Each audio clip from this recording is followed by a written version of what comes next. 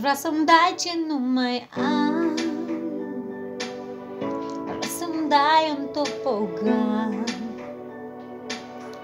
Aș vrea să-mi cânt, să-mi ies de noapte, să prins părul într-o parte, citește-mi iar dintr-o carte. Aș vrea plimbare cu un tramvai.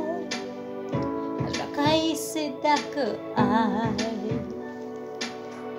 Aș vrea zăpadă de 3 metri, cazemată kilometri. Aș vrea puțină meltă în ceai.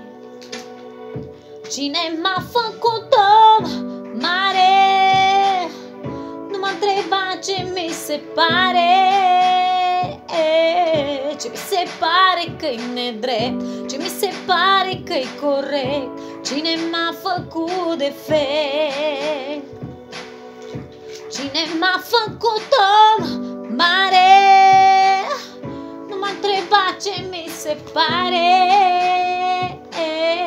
Ce mi se pare că-i nedrept, ce mi se pare că-i corect. Cine m-a făcut defect?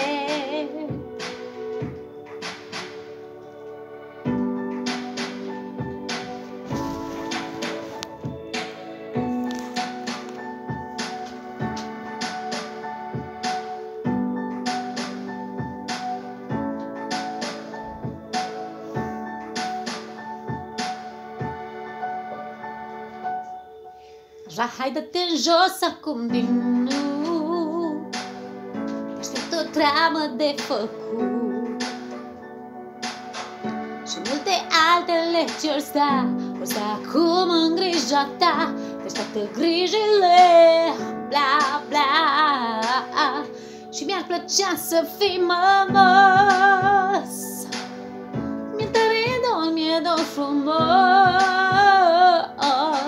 Să-mi încălzești sopa ta, mamă, să mă aleg și să-mi dau seama că au trecut ani ca flamba. Cine m-a făcut om mare? Nu mă întreba ce mi se pare.